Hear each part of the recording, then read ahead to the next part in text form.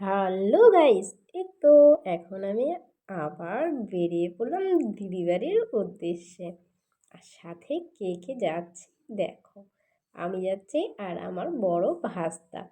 তো আমরা দুজনেই চলে যাচ্ছিলাম দিদি বাড়িতে। আর গাড়ি থেকে নামার পর কিছুটা দূর হাঁটতে হয়, তাও ধরে নাও যে 5-7 মিনিটের মতন। তো এই যে রাস্তা দিয়ে আমরা হাঁটছি, তো দুটো রাস্তা চলে যাচ্ছে, একটা ডান দিক আর একটা হলো বাঁ দিকে। তো আমরা এখন ডান দিকের রাস্তা ধরে সোজা চলে যাব।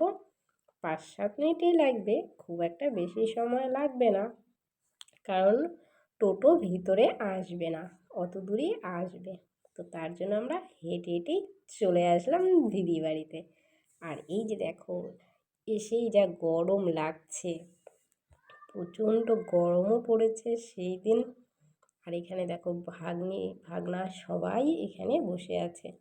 আর কেন এসেছি সেটা তো বলা হয়নি। দিদি বাড়িতে এসেছি হলো, দিদি বাড়িতে আছে হলো ছাদ ঢালাই।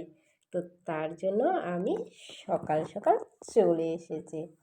আর তোমাদেরকে অবশ্যই দেখাবো, সেটা দেখানো হয়নি।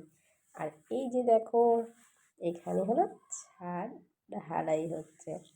আর তোমাদেরকে একটু কাছ থেকে দেখিয়ে দিই। এই যে দেখো, এখন কেবল ঢালাই শুরু হলো, তো শেষ হতে অনেকটাই টাইম লাগবে। আর ওই যে ওই দিকে দিদি যাইবো সবাই এদিকে দাঁড়িয়ে আছে।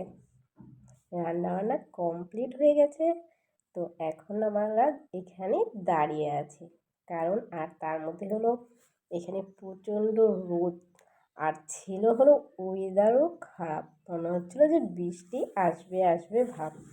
আর দেখো বলতে বলতে রোহিতও চলে এসেছে।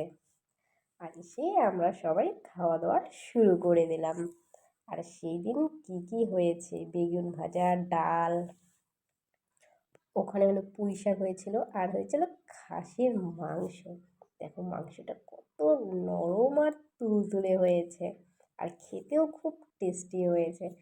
তোমাদের যদি ভিডিওটি ভালো লাগে অবশ্যই একটা কমেন্ট করো।